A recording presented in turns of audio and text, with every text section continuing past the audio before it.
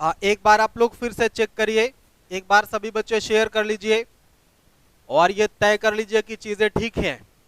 मेरे हृदय के सभी टुकड़ों को, मेरे दिल के सभी टुकड़ों को जय हिंद है, पूरे हृदय से आभार है। आप सभी प्यारे बच्चों का, आप सभी प्यारे विद्यार्थियों का हृदय से जय हिंद और सभी का आभार है।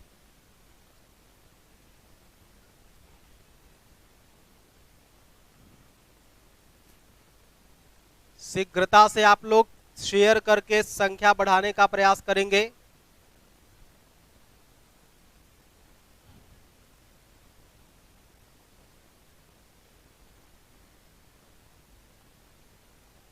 पंकज कुमार ने बोला कि अब वॉइस ठीक है। पंकज ने बोल दिया है कि अब वॉइस की क्लियरिटी है। सो एक बार फिर से आप सभी बच्चे जुड़ जाएंगे, सभी विद्यार्थी एक बार फिर से जुड़ जाएंगे।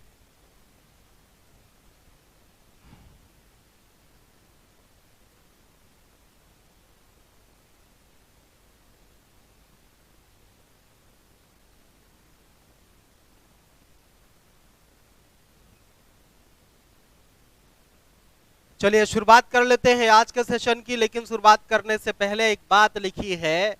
बात यह है कि जो मेहनत करते हैं, जो मेहनत करता है वही नाम करता है, वरना हर कोई बाप के पैसे से आराम करता है। जो मेहनत करता है वही नाम करता है, वरना हर कोई बाप के पैसे से आराम करता है। तो आप तय कर लीजिए कि आप मेहनती लोग हैं, आप मेहनत करेंगे और अपना नाम करेंगे, और मेहनत करेंगे अपना नाम करेंगे। देखिए, नाम आदमी के जीवन में 2 बार उसका नाम मिलता है। प्रत्येक व्यक्ति को जीवन में 2 बार नाम उसका रखा जाता है। पहला नाम तो उसका जन्म लेने के बाद उसके परिवार वाले रखते हैं, उस पर इस व्यक्ति का कोई वश नहीं होता है कि उस नाम को वो बदल सके। लेकिन जब वो शिक्षा रूपी शेरनी का दूध पी लेता है, तब उसे दहाड़ने में कोई समय नहीं लगता। मेरे वीरों, मेरे शेरों, चूंकि डॉक्टर भीमराव अंबेडकर ने, जिनका जन्म 14 अप्रैल 1891 ईस्वी को एमपी के महू में हुआ था, आज उनका विशेष दिन है। Doctor B R. अंबेडकर साहब का जन्मदिन है, इसलिए विशेष तौर पर मैं कहना चाहूंगा कि डॉक्टर अंबेडकर का जन्म 14 अप्रैल 1891 में एमपी के महू नामक स्थान में या महू नामक गांव में हुआ था। और उनके जीवन के संघर्षों को कभी पढ़ने का प्रयास करना, उनके जीवन के संघर्षों को कभी पढ़ने का प्रयास करना, अपने जीवन में आत्मसात करने का प्रयास करना। अरे, आपके सपनों के जो पंख हैं, आपके हृदय में वो आग लगेगी कि आपके सपनों के पंख फड़फड़ा उठेंगे, आपके सपनों के पंख फड़फड़ा उठेंगे और आप उड़ने के लिए बेबस हो जाएंगे। ठीक है, ऐसे ऐसे कहानी आपको सुनेंगे, ऐसे ऐसे संघर्षों की गाथा आप सुनेंगे। तो अगर आपको कभी जीवन में मौका मिले तो डॉक्टर अंबेडकर के संघर्षों की कहानी को जरूर पढ़िएगा। आइए आज के सेशन की शुरुआत करते हैं। हम मेहनती हैं। मैंने कहा कि व्यक्ति जीवन में 2 बार नाम रखा जाता है। किसी व्यक्ति का नामकरण पूरे लाइफ में 2 बार होता है। पहली बार नामकरण तो उसके जन्म के समय, जन्म के बाद उसके परिवार वाले, माता पिता और स्वजन करते हैं, जिसको बदलने के लिए कतई वो तत्पर नहीं रह सकता है। लेकिन एक दूसरा मौका भी जीवन देता है, जब आपको अपने मेहनत से अपना नाम बनाना होता है। आप किस नाम के साथ अपने जीवन को पूरा करना चाहते हैं, आप किस पद पर, किस प्रतिष्ठा को प्राप्त करना चाहते हैं, ये आपकी मेहनत तय करेगी। तो आपके पास मौका है आपका नाम लिखने का, अपने सम्मान को आगे बढ़ाने का, अपने सपनों को पूरा करने का। तो आइए उसी सपनों को साकार करने की दिशा में एक धारदार कदम बढ़ाते हैं, एक जज्बादार कदम बढ़ाते हैं और पूरे जोर शोर से, पूरे धूमधाम से पढ़ाई करने का प्रयास करते हैं। पूरे धूमधाम से, पूरे होशो हवास में हम लोग पढ़ाई करने का प्रयास करते हैं। आ जाइए, एक प्रश्न है, करंट अफेयर्स और जीके का तड़का आपको दिया जा रहा है। करंट अफेयर्स और जीके का तड़का है, तो पहला तड़का आपके सामने लग गया है। पहला तड़का आपके सामने लग गया है करंट अफेयर्स का, पहला तड़का आपके सामने लग गया है करंट अफेयर्स का। और इस तड़का को उम्मीद है कि आप सभी झेल पाएंगे। इस तड़का को आप सभी लोग झेल पाएंगे। इसरो द्वारा अमेजेनिया 1 का सफल प्रक्षेपण किया गया। अमेजेनिया 1 का सफल प्रक्षेपण किया गया। यह किस देश का उपग्रह था? यह किस देश का उपग्रह था? अमेजेनिया से सवाल है। मेरे सभी लाल लालियों को जय हिंद है। मेरे सभी लाल लालियों का जय हिंद है। सभी प्यारे विद्यार्थियों का स्वागत है आज के हमारे इस सेशन में।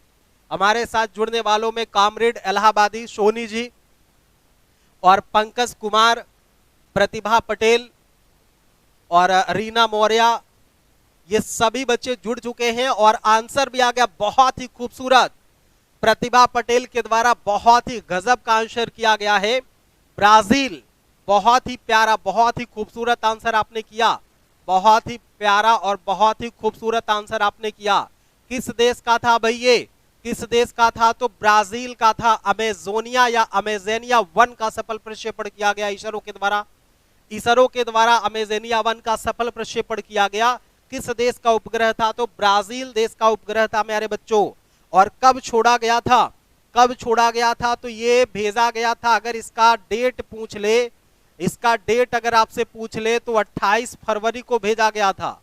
28 फरवरी 2021 को भेजा गया है। 28 फरवरी। और कहां से भेजा गया है? तो भेजा गया है सतीश धवन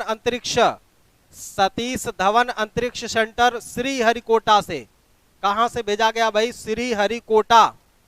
श्रीहरिकोटा। अब एक बार आप लोग कमेंट करके बताएंगे कि श्रीहरिकोटा कहां है। श्रीहरिकोटा कहां? एक बार सभी बच्चे कमेंट करके बताएंगे कि श्रीहरिकोटा किस प्रांत में है। श्रीहरिकोटा किस प्रांत में है? इस बात का उत्तर आप सभी को करना है। श्रीहरिकोटा किस स्टेट में है, किस राज्य में है, इसका आंसर आप सभी को करना है। शीघ्रता से करेंगे। श्रीहरिकोटा सभी बच्चों को। सचिन कुमार सेठ, सोनिया केशरवानी, ब्राजील।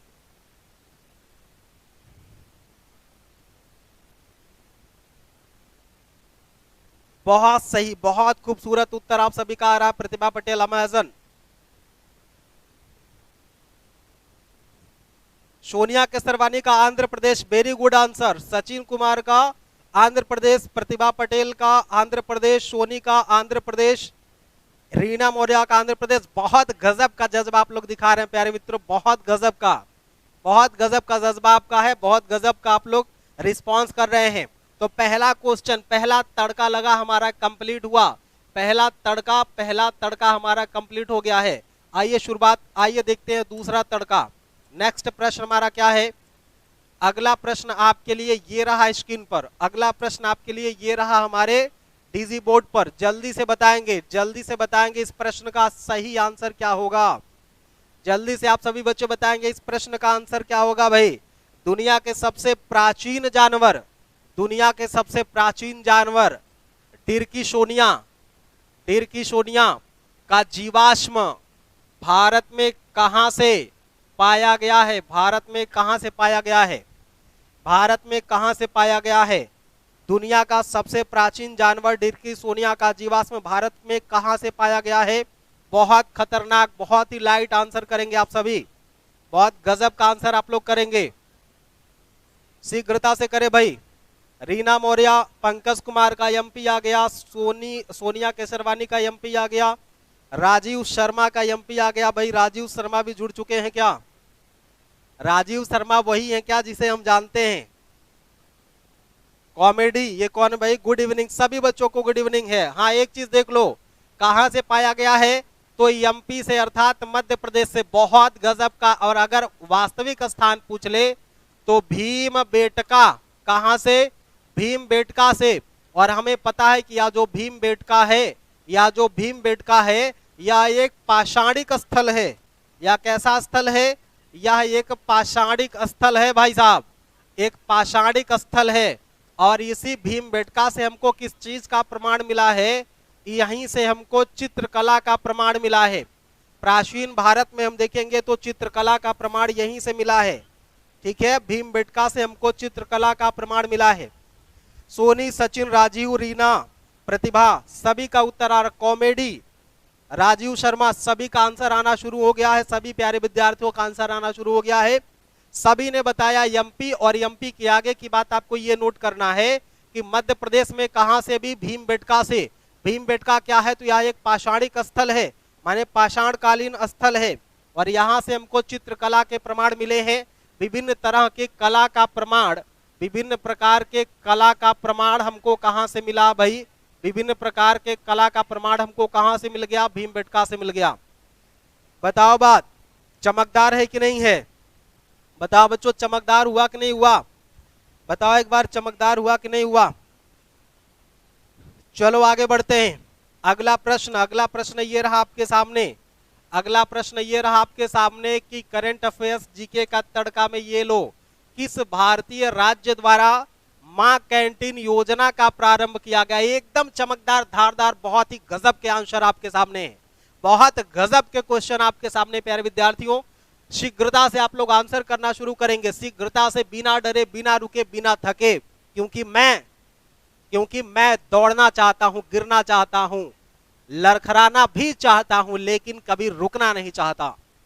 तो रुकना नहीं है प्यारे बच्चों, एकदम धारदार आंसर आप लोग करेंगे, जबरदस्त आंसर करेंगे, खतरनाक आंसर करेंगे। धड़ाधड़ आप सभी का आंसर आना भी शुरू हो गया, धड़ाधड़ आप सभी का आंसर आना भी शुरू हो गया, धड़ाधड़ आप सभी का आंसर आना भी शुरू हो गया। एकदम दमदार, सचिन कुमार बहुत गजब का है भाई, जल्दी से आप लोग आंसर करेंगे। क्या आंसर पता है, क्या आंसर पता है?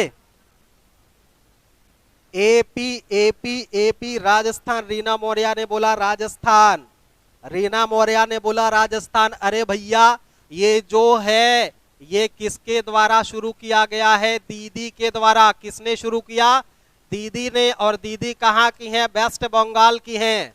दीदी कहाँ की है, वेस्ट बंगाल की है, अर्थात पश्चिम बंगाल में। कहाँ पे भैया, इसका मतलब है पश्चिम बंगाल में, वेस्ट बंगाल में दीदी ने मां कैंटीन योजना की शुरुआत करी, जिसमें गरीबों को भोजन दिया जाएगा, और जो भोजन का मूल्य होगा वो महज कितना होगा भैया, महज कितना होगा, 5 रुपया, 5 रुपया, 5 रुपया, 5 रुपया, केवल 5 रुपया में मां कैंटीन योजना के तहत ममता दीदी, दीदी का मतलब ममता, दीदी का मतलब ममता, और बहन का मतलब क्या होता है, बहन का मतलब क्या होता है, मायावती, और दीदी का मतलब क्या होता है भैया, ममता होता है।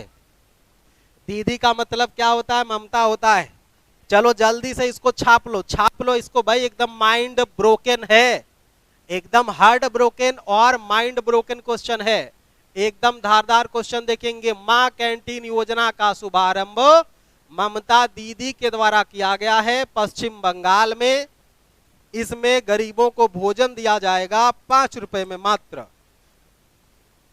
5 रुपए में भोजन मिलेगा भैया, 5 रुपए में, 5 रुपए में भोजन मिलेगा सभी को। चलो शीघ्रता से नेक्स्ट प्रश्न, उम्मीद है कि आपको तड़का लग रहा होगा। क्यों भाई, तड़का लग रहा है कि नहीं लग रहा है, तड़कदार क्वेश्चन है कि नहीं है। जल्दी से अगला क्वेश्चन देख लेते हैं। नेक्स्ट क्वेश्चन करंट अफेयर्स का तड़का लेकर के तैयार है हम लोग फिर से। एशिया का सबसे बड़ा पशुधन अनुसंधान केंद्र, गजब का आंसर है भाई साहब, गजब का प्रश्न है।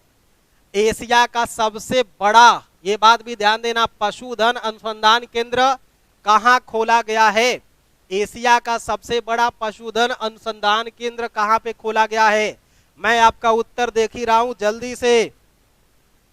अम्मा भी थी सर, हाँ अम्मा भी थी, अम्मा तो टहल चुकी हैं भाई, अम्मा का तो मृत्यु हो गया है, अम्मा की तो मृत्यु हो गई है।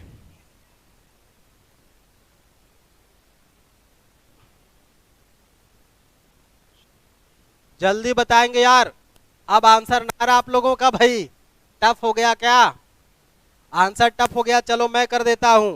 तमिलनाडु के सलाम थलाइशाल में, अगर आपसे राज्य पूछे कि किस राज्य में है, अगर पूछे कि राज्य, तो आप बताएंगे तमिलनाडु। क्या बताएंगे भैया, तमिलनाडु। अगर आपसे राज्य पूछे तो क्या बता देंगे, तमिलनाडु। आपसे राज्य पूछे तो क्या बता देंगे, तमिलनाडु। और तमिलनाडु के अगर आपसे पूछे कि क्या इसके जिले का नाम है, तो सलेम के थलाई वाशल, सलेम के थलाई वासल, सलेम के थलाई वासल ये जिला है, सलेम के थलाई वासल, ठीक है, सलेम के थलाई वाशल में यह जिला है, सलेम के थलाई वाशल तमिलनाडु में जिला है। पूछेगा कि भारत एशिया का, ठीक है, एशिया का सबसे बड़ा पशुधन अनुसंधान केंद्र कहां खोला जाएगा या कहां खोला गया है, तो राज्य अगर पूछेगा तो क्या बोल देंगे प्यारे विद्यार्थियों, तमिलनाडु। अगर आपसे जिला पूछेगा तो थलाई वासल बोलेंगे, क्या बोलेंगे, थलाई वासल। बोलो चमकदार हुआ कि नहीं, बोलो हिट हुआ कि नहीं हुआ। चलो अगला, थलाई वाशल हो गया भैया, थलाई वाशल हो गया। जल्दी से आप लोग स्क्रीनशॉट लीजिए, आइडेक्स मलिए और काम पर चलिए, आगे बढ़िए। अगला प्रश्न आपके ये रहा सामने, अगला प्रश्न ये रहा आपके सामने, करंट अफेयर्स और जीके का तड़का, गजब का तड़का है भैया। हर्बल सड़क योजना, क्या बोले, हर्बल सड़क योजना का संबंध किस राज्य से है, हर्बल सड़क योजना का संबंध किस राज्य से है, हर्बल सड़क योजना का संबंध किस राज्य से है, हर्बल सड़क योजना का संबंध किससे है, किस राज्य से है, हर्बल सड़क योजना का संबंध किस राज्य से, आ जाओ उत्तर देखते हैं। हर्बल सड़क योजना का, हर्बल सड़क योजना का संबंध किससे है, उत्तर प्रदेश से है। और अगर पूछेगा कि यह सड़क की लंबाई या इस सड़क की लंबाई कितनी है, तो बता देना 800 किलोमीटर। कितना बताना है, 800 किलोमीटर में हर्बल सड़क का प्रावधान या हर्बल सड़क बनाने का कार्य किया जाएगा उत्तर प्रदेश में। ठीक हो गई बात, हर्बल सड़क बनाया जाएगा कहां पे, कहां पे बनाया जाएगा भैया, उत्तर प्रदेश में बनाया जाएगा। चलो अगला देखते हैं, अगला प्रश्न, जल्दी जल्दी आगे बढ़ते हैं, जल्दी जल्दी आगे बढ़ते हैं, आपके लिए मटेरियल बहुत ज्यादा है मेरे पास। चलो, वह पूर्वोत्तर भारतीय राज्य जिसकी विधानसभा में, वह पूर्वोत्तर भारतीय राज्य जिसकी विधानसभा में 60 वर्ष बाद पहली बार राष्ट्रगान बजाया गया है। विधानसभा में राष्ट्रगान बजते हैं ना भैया, तो राष्ट्रगान राष्ट्रगीत सभी में अंतर है, राष्ट्रगान और राष्ट्रगीत में अंतर है कि नहीं अंतर है। देखो, राष्ट्रगान का मतलब होता है जन मन गण अधिनायक जय हे भारत भाग्य विधाता। किसने लिखा है, रविंद्रनाथ टैगोर ने लिखा है, रविंद्रनाथ टैगोर के द्वारा लिखा गया है जनगण मन अधिनायक जय हे। और लगभग कितने सेकंड में गाया जाता है, कोई बच्चा बता दे कि जनगण मन अधिनायक लगभग कितने सेकंड में गाया जाता है, लगभग कितने सेकंड में गाया जाता है। जनगण मन अधिनायक जय हे भारत भाग्य विधाता, कितने सेकंड में गाया जाता है। एक डिजिट में लिख चुका हूं, एक डिजिट में लिख चुका हूं, एक डिजिट आपको बतानी है। कितना सेकंड यार, 56 सेकंड, 52 सेकंड, 52 सेकंड, कौन 56, 52 सेकंड होता भैया, केवल 52 सेकंड, 52 सेकंड में इसको गाया जाता है। लगभग में है ये, लगभग में, अगर 54-55 हो जाए तो घबराना नहीं, 50 भी हो जाए तब भी दिक्कत नहीं है। लगभग 52 सेकंड में पहली बार गाया गया था, इसलिए इसको एक परंपरा के तौर पर लिया जाता है, कोई नियम नहीं बना है। ठीक हो गया। अब आ जाओ प्रश्न का उत्तर, 60 साल बाद किसकी विधानसभा में राष्ट्रगान गाया गया है, तो नागालैंड की विधानसभा में। किसकी विधानसभा में बच्चों, नागालैंड की विधानसभा में। नागालैंड 7 सिस्टर्स का माने जो पूर्वोत्तर 7 राज्य हैं, उन 7 सिस्टर्स में एक राज्य है पूर्वोत्तर में। अब ये बता दो भैया कि ये पूर्वोत्तर राज्य का मतलब क्या होता है, तो पूर्वोत्तर राज्य का मतलब है कि यहाँ जो अरुणाचल प्रदेश है और यहाँ से यहाँ ये वाला एरिया जितना है, यहाँ पर ये वाला एरिया आप देख रहे हैं, यहाँ पर कुल 7 राज्य हैं और इन्हीं 7 राज्यों को 7 सिस्टर्स कहा जाता है। ठीक है, 7 बहन राज्य, 7 सिस्टर्स अथवा सात बहन राज्य कहा जाता है, इसको भी आप जानते रहिएगा। और ये पूर्वोत्तर में पड़ता है। भारत को ऐसे चार भाग में अगर चीर दोगे, भारत को अगर इस तरह से चार भाग में चीरेंगे आप, तो इधर एक एरिया बनेगा, एक इधर बनेगा, एक इधर बनेगा, एक इधर बनेगा। इसे बोलेंगे पूर्वोत्तर, इसे बोलेंगे पश्चिमोत्तर, और इसे बोलेंगे हम लोग क्या, पश्चिम, दक्षिण पश्चिम, और इसको बोलेंगे पूरब दक्षिण, दक्षिण पूरब। ठीक हो गई बात। आ जाओ अगला प्रश्न बढ़ते हैं।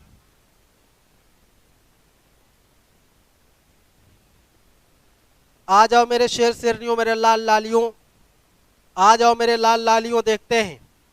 आ जाओ मेरे सभी लाल लालियों, अगला प्रश्न देखते हैं।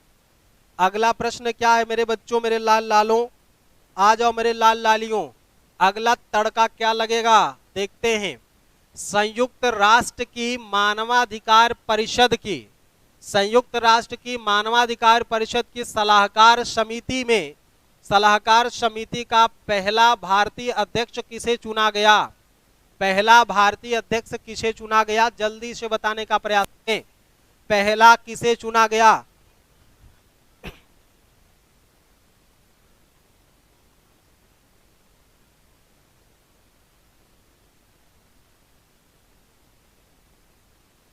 शीघ्रता से आंसर करें। ये प्रतिभा पटेल जम्मू कश्मीर आपका गलत था बच्ची, उस प्रश्न का उत्तर, बच्ची ये प्रश्न का उत्तर आपके लिए गलत था। चलिए अगला प्रश्न आपके सामने। संयुक्त राष्ट्र की मानवाधिकार परिषद की सलाहकार समिति का पहला भारतीय अध्यक्ष किसे चुना गया? किसी का उत्तर आया क्या? प्रतिभा पटेल ने कहा कि मेघालय, मिजोरम, नागालैंड, त्रिपुरा, मणिपुर, असम, अरुणाचल प्रदेश। वेरी गुड, बहुत गजब है आपका उत्तर, ये बहुत गजब का है। चलो भाई एक बात देख लो, क्या हो गया, किसी को पता आया क्या? पहला भारतीय अध्यक्ष किसे नियुक्त किया गया? तो ज्यादा दिमाग ना खर्च करो, अजय नाम है, बस ये बता दो अजय मल्होत्रा या अजय माथुर। ये बता दो कि अजय मल्होत्रा या अजय माथुर। किसको लिखेंगे आप लोग? तो आप लिखेंगे यहां पर अजय मल्होत्रा। अजय मल्होत्रा किसको बनाया गया भैया? अजय मल्होत्रा को बनाया गया। इसी से मिलता जुलता एक और नाम है जिसे हम कहते हैं अजय माथुर। क्या बोलेंगे? अजय माथुर। तो ये किसको, इनको किस बात के लिए नियुक्ति मिली है? इनको किस बात के लिए नियुक्त किया गया है? ये भी पहले भारतीय हैं, अजय माथुर भी।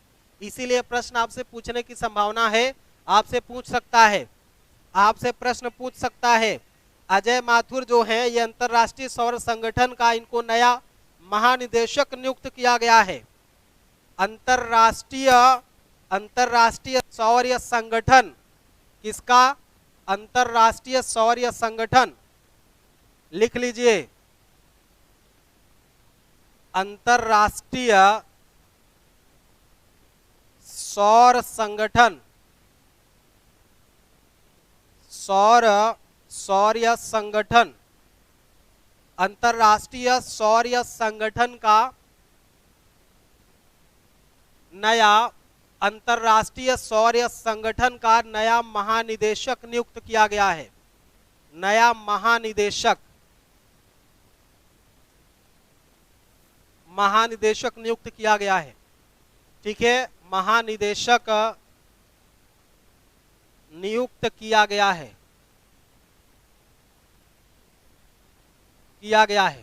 चलो एक बार बता दो भैया कि मानवाधिकार परिषद में अजय मल्होत्रा मानवाधिकार में जाएंगे। मल्होत्रा साहब क्या करेंगे? मानवाधिकार संभालेंगे, और सौर्य संगठन संभालने का काम माथुर साहब का होगा।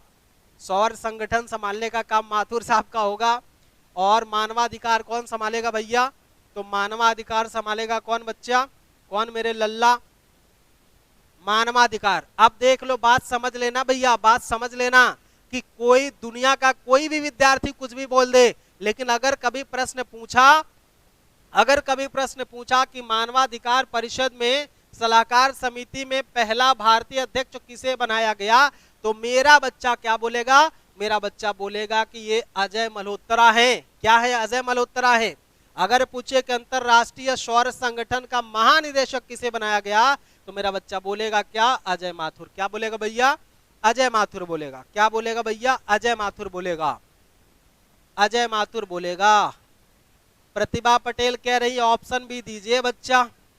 देखो बच्ची, ऑप्शन वाला तो सुबह 9:30 बजे से होता है जीएस प्रैक्टिस के नाम से। जीएस प्रैक्टिस के नाम से सुबह 9:30 बजे से 10:30 बजे तक बैच चलती है। अभी तो यूट्यूब पे फ्री है, वहां पे पूरा डिटेल चीजें आपको बताई जाती है। जैसे यहाँ पे तो एकदम जीएस का तड़का है ना, स्टैटिक जीके टाइप का बताया जाए वन लाइनर फॉर्म में। लेकिन अगर ये मॉर्निंग वाला बैच अगर आप ज्वाइन करते हैं तो ये तो बैच, ये तो शाम वाला फ्री है आपके लिए। अभी तो जीएस प्रैक्टिस भी फ्री है, कुछ दिन के लिए डेमो चल रहा है। यहाँ पे जितनी टॉपिक पढ़ाई जाती हैं, टॉपिक के बहुत सारे पहलुओं पर डिस्कस किया जाता है। आप इसको देख लीजिए, ऑप्शन के साथ यहाँ पर ऑप्शन और टॉपिक दोनों इसमें शामिल होते हैं। हो गई बात, आगे बढ़ते हैं। आगे बढ़िए, आगे बढ़िए। अगला प्रश्न क्या है? अगला प्रश्न यह है कि कोरोना शहीदों के लिए स्मारक बनाने का निर्णय किस राज्य ने लिया है? किस राज्य के द्वारा कोरोना शहीदों के लिए, जो भी हमारे कोरोना में शहीद हुए योद्धा थे, जो भी हमारे कोरोना में शहीद हुए योद्धा थे, उन सभी योद्धाओं के लिए, उन सभी योद्धाओं के लिए जो भी शहीद हुए, उन सभी योद्धाओं के लिए स्मारक बनाने का डिसीजन किस राज्य सरकार के द्वारा लिया गया है? मनीष पाल भी जुड़ चुके हैं, सोनिया केशरवानी तो पहले से जुड़ी थी। चलो भैया, उत्तर भी आपको के आने शुरू हो गया। पंकज ने बोला उड़ीसा, सोनी ने बोला उड़ीसा।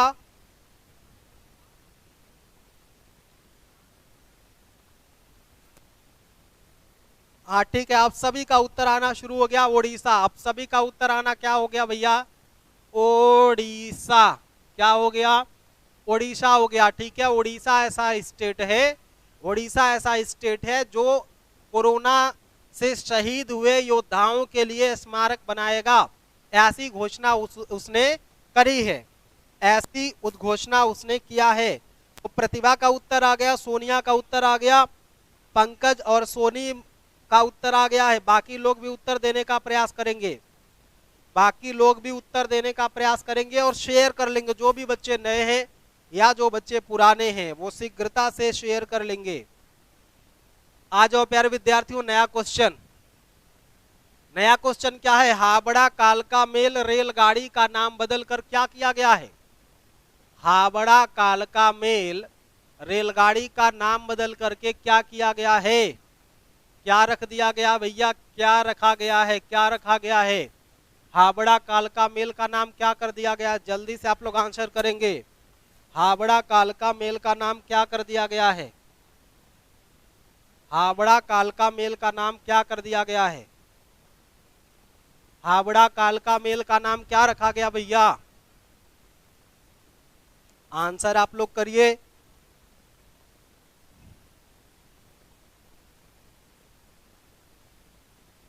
उत्तर नेताजी एक्सप्रेस। सोनी कौशल ने दिया नेताजी एक्सप्रेस। सोनी ने उत्तर दिया नेताजी एक्सप्रेस। बाकी लोग भी आंसर करना शुरू करिए फटाफट। बाकी लोग भी आंसर कर, नेताजी एक्सप्रेस। सोनिया केशरवानी का भी।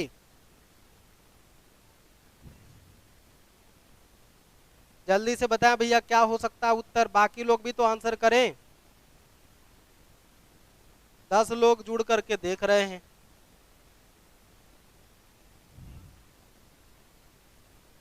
रेलगाड़ी का नाम बदल करके क्या लग जाएगा? तो कालका हावड़ा या हावड़ा कालका मेल का नाम, सही बात है, नेताजी एक्सप्रेस रखा जाएगा।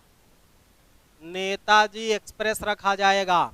अब ये नेताजी कौन से नेताजी है? तो ये नेता वही हैं सुभाष चंद्र बोस। सुभाष चंद्र बोस। क्या नाम है भैया? नेताजी सुभाष चंद्र बोस। इन्हीं के नाम पर, इन्हीं को सम्मान देने के लिए, नेताजी सुभाष चंद्र बोस को सम्मान देने के लिए, इनके प्रति कृतज्ञता व्यक्त करने के लिए सरकार के द्वारा यह डिसीजन लिया गया है। सरकार के द्वारा यह डिसीजन लिया गया है कि जो अब तक हावड़ा कालका मेल के नाम से जानी जाती थी, उसे अब किस नाम से जानेंगे प्यारे मुन्ना मुन्नियों?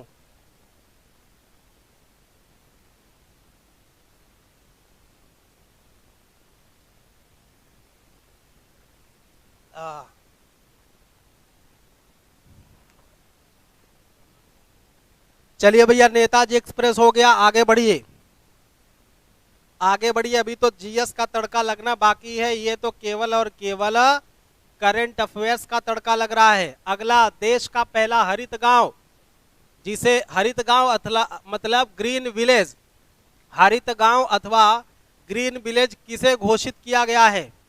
देश का पहला हरित गांव, हरित गांव, हरित गांव, ग्रीन विलेज किसे घोषित किया जाएगा भैया? जल्दी से आप लोग बताएंगे। ग्रीन विलेज किसे घोषित किया जाएगा? ग्रीन विलेज किसे घोषित किया जाएगा?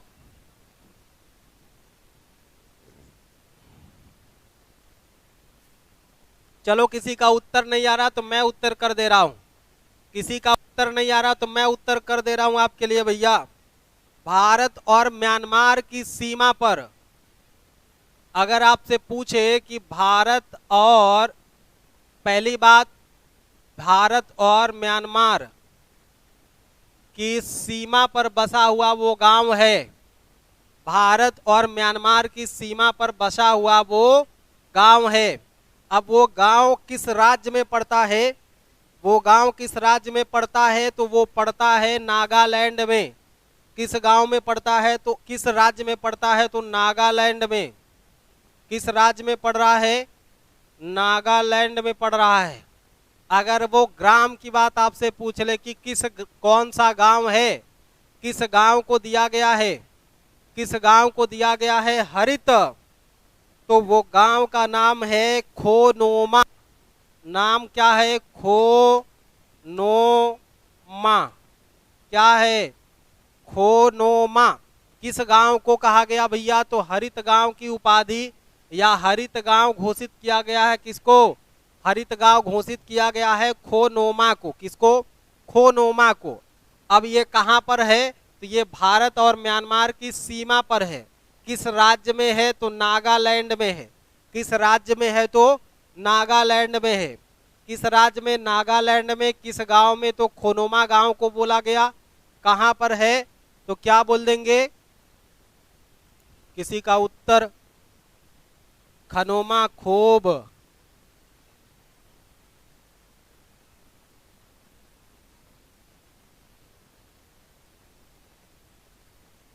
चलिए अगला प्रश्न। अगला प्रश्न आप सभी के सामने अब ये रहा आपके स्क्रीन पर, ये या अब जल्दी से इसको बता दो भैया, कोठारी आयोग का संबंध किससे है? जल्दी से आप लोग बताने का प्रयास करेंगे, कोठारी आयोग का संबंध किससे है? ये तो बता ही लेंगे ना आप सभी। कोठारी आयोग का संबंध किससे? बहुत ही सरल क्वेश्चन है, बहुत ही सरल क्वेश्चन है। कोठारी आयोग का संबंध किससे है? कोठारी आयोग का संबंध किससे है, ये बात आपसे पूछी जा रही है। तो जल्दी से आप लोग उत्तर करेंगे कि कोठारी आयोग का संबंध किससे है? कोठारी आयोग का संबंध किससे है? कोठारी आयोग का संबंध किससे है? उत्तर जल्दी जल्दी करिए आप सभी।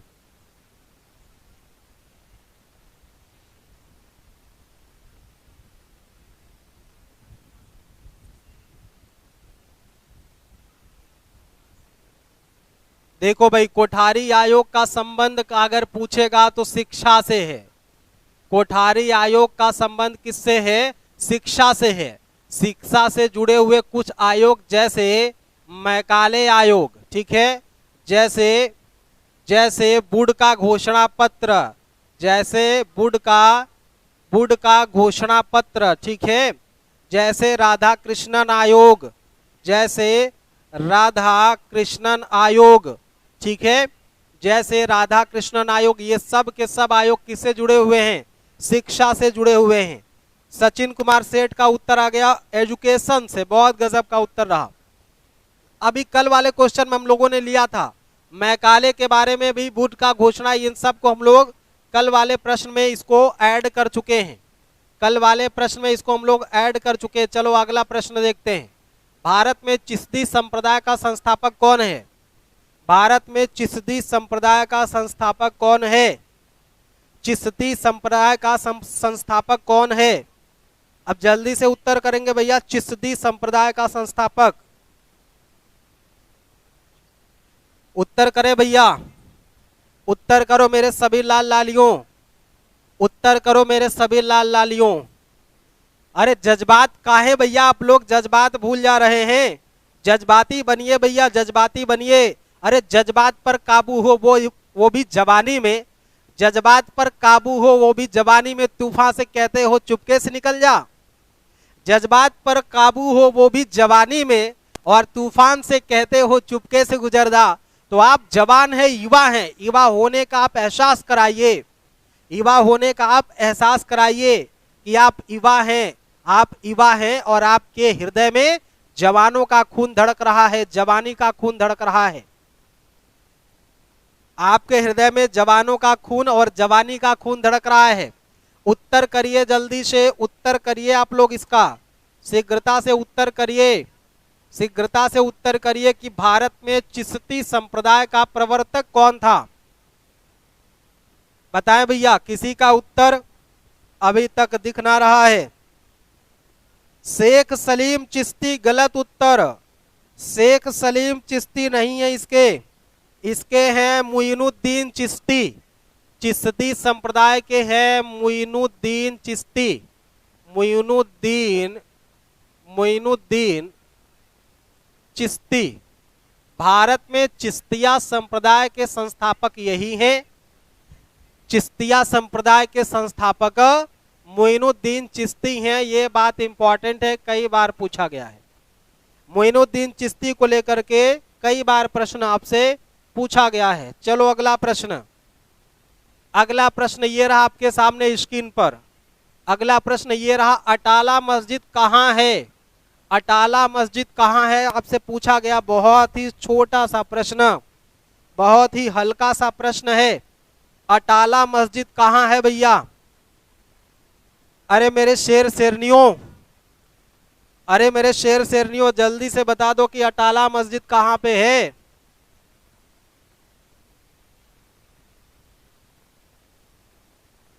अटाला मस्जिद कहाँ पे है भाई साहब? किसी का उत्तर ना आ रहा है। चलो देख लो, अटाला मस्जिद है जौनपुर में। अटाला मस्जिद कहाँ पे है? जौन। अच्छा, ये एक चीज देखना कि अगर आपको ऑप्शन की जरूरत है तो घबराना नहीं, तैयारी करो। बैसाखी की जरूरत आपको नहीं है ना भाई, बैसाखी की जरूरत आपको नहीं है। बैसाखी की जरूरत तो उसे है जो लंगड़ा है, बैसाखी की जरूरत तो उसे है जो दिव्यांग है, जो अपने भरोसे चल नहीं सकता, जिसका तन बदन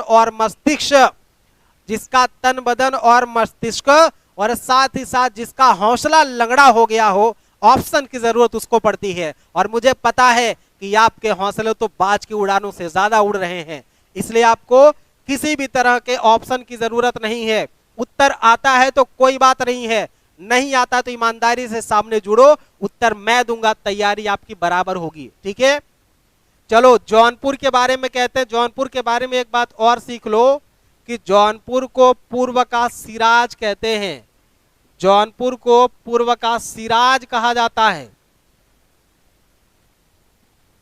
पूर्व का सिराज कहा जाता है, क्यों? क्योंकि मध्यकाल में, क्यों कहा जाता है? क्योंकि मध्यकाल में यह फारसी शिक्षा का महान केंद्र था। फारसी शिक्षा का महान केंद्र था। फारसी शिक्षा का महान केंद्र होने के नाते जौनपुर को पूर्व का सिराज कहते हैं। बोलो भाई, तड़का लगा कि नहीं लगा?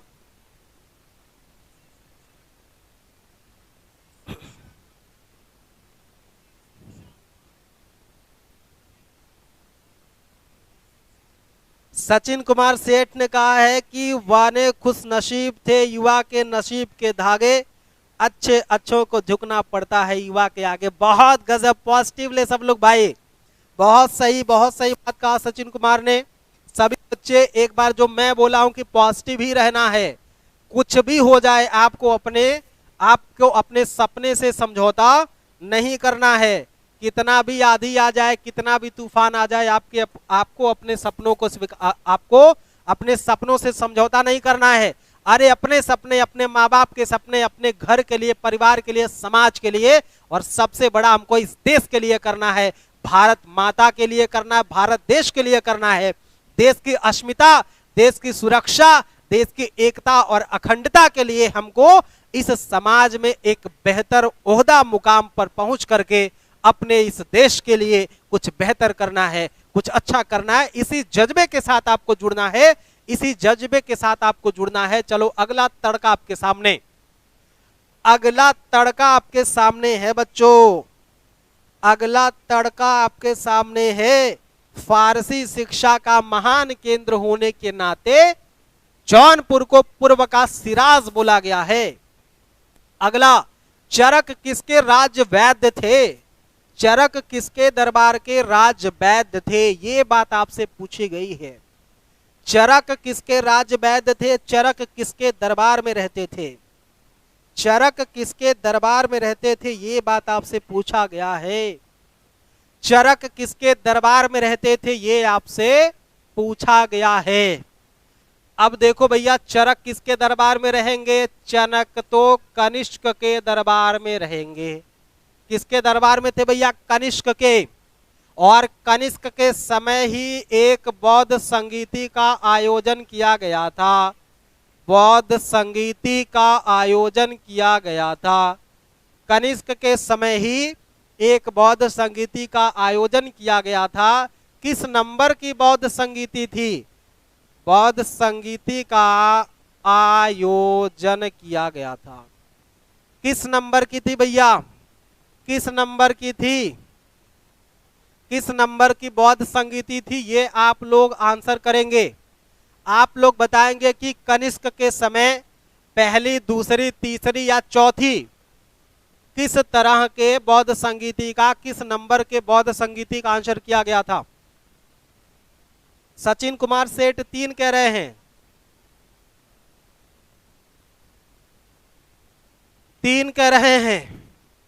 अब आप देखेंगे जो पहली बौद्ध संगीति थी, पहली बौद्ध संगीति वो किसके समय? पहली बौद्ध संगीति हुई थी अजात शत्रु के समय। पहली बौद्ध संगीति किसके समय? अजात शत्रु के समय। दूसरी वाली बौद्ध संगीति किसके समय? कालाशोक के समय। दूसरी बौद्ध संगीति किसके समय? कालाशोक के समय। और तीसरी बौद्ध संगीति किसके समय? तीसरी बौद्ध संगीति किसके समय होगी? ये दूसरी और ये रही तीसरी। तीसरी बौद्ध संगीति किसके समय भैया? पहली तो अजातशत्रु, दूसरा कालाशोक और तीसरा हो जाएगा अपने अशोक के समय में। और चौथी बौद्ध संगीति, चौथी बौद्ध संगीति हो जाएगी किसके समय? कनिष्क के समय। कनिष्क के समय। बोलो भैया, तय हुई बात? बौद्ध संगीति पहली, बौद्ध संगीति दूसरी, बौद्ध संगीति तीसरी और बौद्ध संगीति चौथी। बोलो भैया, तड़का लगा कि नहीं लगा? ज्ञान में तड़का लगा कि नहीं लगा? सोनी का 3 आ गया था, प्रतिभा का 3, सचिन का 3। 1 साल हो गए छोड़े सो थोड़ा भूल गए। कोई बात नहीं सचिन, अगर आप हमारे साथ जुड़े हुए हैं तो आपको कभी मैं महसूस नहीं होने दूंगा कि आपकी जुदाई के बहुत दिन हो गए हैं। आपकी जुदाई बहुत दिन हो गया है, तो ये मैं आपको एहसास नहीं होने दूंगा। जब जब जुदाई की दीवार उठेगी, मोहब्बत बढ़ती जाएगी। ठीक है? संघर्ष, ये दुनिया जब जब हमारे पढ़ाई के बीच में, हमारे किताबों के बीच में दीवार उठाएगी, तब तब मोहब्बत बढ़ती जाएगी। आगे आ जाओ। कनिष्क के समय, ठीक है। चरक किसके? अच्छा, चरक संहिता इन्होंने लिखा है। इन्होंने क्या लिखा है? चरक संहिता। इनकी पुस्तक का नाम है चरक संहिता, इस बात को भी याद रखना। इनकी पुस्तक का नाम है चरक संहिता, एक बाल भी याद रखना इस बात को भी। चलो जल्दी से तड़का लगाते हैं अगला। ये लो बालक, अगला तड़का लग गया आपके सामने। कुंभकारी का प्रमाण, कुंभकारी का प्रारंभ किस काल में हुआ?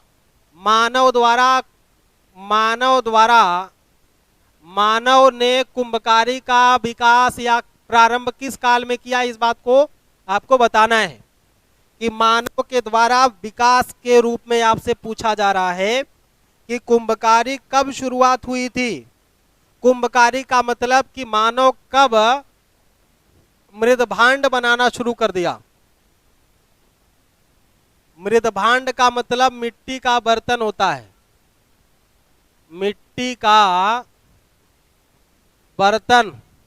मानव ने मिट्टी का बर्तन कब बनाना शुरू कर दिया था? कुंभकारी, या इसी को आप कह सकते हैं चाक का आविष्कार। चाक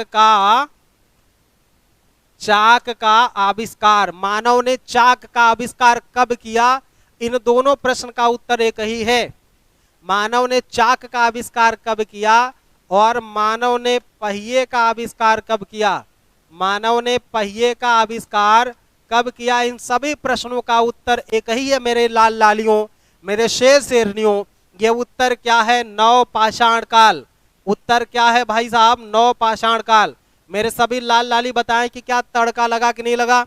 बताओ भैया, ज्ञान का तड़का लगा कि नहीं लगा? जीके एंड करंट अफेयर्स का तड़का लगा कि नहीं लगा आपके ज्ञान में? छौंक दिया हूं, छौंक दिया हूं। नवपाषाण काल, बहुत गजब का आंसर किया था सभी बच्चे। पंकज का भी आंसर आया है, सोनी और मनीष, रीना, सभी बच्चों ने आंसर कर दिया है नवपाषाण काल। जल्दी से आ जाओ, अगले प्रश्न की तरफ हम लोग बढ़ते हैं। और आपके सामने डीजी बोर्ड पर रहा ये नया प्रश्न, और आपके सामने डीजी बोर्ड पर रहा ये नया प्रश्न। जल्दी से आप सभी प्यारे विद्यार्थियों, मेरे सभी लाल लाली, मेरे सभी शेर शेरनियां आंसर करेंगे। इसका आंसर करेंगे कि संविधान सभा की पहली बैठक कब हुई थी? भैया बहुत बहुत बहुत बहुत घिसा पिटा सवाल है, बहुत बहुत घिसा पिटा सवाल है मेरे लाल लाली। जल्दी से आंसर कर लो बच्चा, सभी बच्चा बच्ची जल्दी से आंसर करेगा।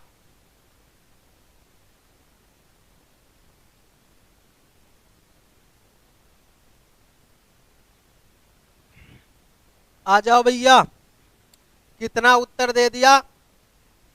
एक व्यक्ति ने उत्तर दिया है यहां पर 9 अगस्त 1945, पंकज ने लिखा 46, प्रतिभा ने लिखा 1945। तो मैं आपको बता दूं, जो संविधान सभा की पहली बैठक हुई थी मेरे लाल लालियों, वो हुई थी कब? 9 तारीख को। लेकिन वो 9 तारीख क्या था भैया?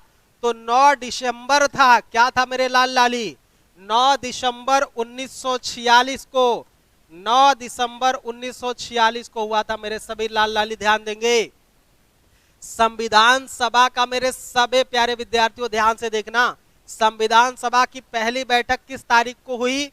9 तारीख को। किस महीना में हुआ? तो दिसंबर में, 9/12/1946। याद रखना कितना? 9/12/1946। अगर आपसे पूछ दे कि दूसरी बैठक कब हुई थी, दूसरी बैठक कब हुई थी, तो इसी के 2 दिन बाद अर्थात 11/12/1946 को दूसरी वाली बैठक कब हुई थी? 1946 में 2 दिन बाद, ठीक है। अब यहां पे देखो, यहां पे एक अस्थाई अध्यक्ष चुना गया था। यहां पे अस्थाई अध्यक्षता किया था किसने? अस्थाई अध्यक्षता किया था सच्चिदानंद सिन्हा ने। सच्चिदानंद सिन्हा किसने किया था? डॉक्टर सच्चिदानंद सिन्हा। जब 9 दिसंबर 1946 को संविधान सभा की पहली बैठक दिल्ली में की गई, कहां पे? दिल्ली में की गई। और दिल्ली में कहां पर? जो हमारा आज असेंबली हॉल है, जो सेंट्रल संसद का जो सेंटर माने केंद्र वाला भवन है, वहीं पर हुई थी। तो नई दिल्ली में, ठीक है। कौन सी दिल्ली? न्यू दिल्ली में हुई है। कहां पे बैठक हुई थी? नई दिल्ली में। तो पहली बार तो इसका अस्थायी अध्यक्षता किया था किसने? डॉक्टर सच्चिदानंद सिन्हा ने। लेकिन 2 दिन बाद जब सर्वसम्मति से स्थायी अध्यक्ष की बात आई, सर्वसम्मति से जब स्थायी अध्यक्ष चुना गया, तब किसको चुना गया मेरे प्यारे लाल लालियों? राजेंद्र प्रसाद को, बिहार के प्रसाद, बिहार के प्रसाद, बिहार के लाल राजेंद्र प्रसाद को चुन लिया गया। बोलो तड़का लगा कि नहीं लगा? बोल भैया तड़का लगा कि नहीं लगा? तड़का देख लो, संविधान सभा का पहला बैठक 9 तारीख को, संविधान सभा का दूसरा 11 तारीख को। कहां पे हुआ था? तो दिल्ली में।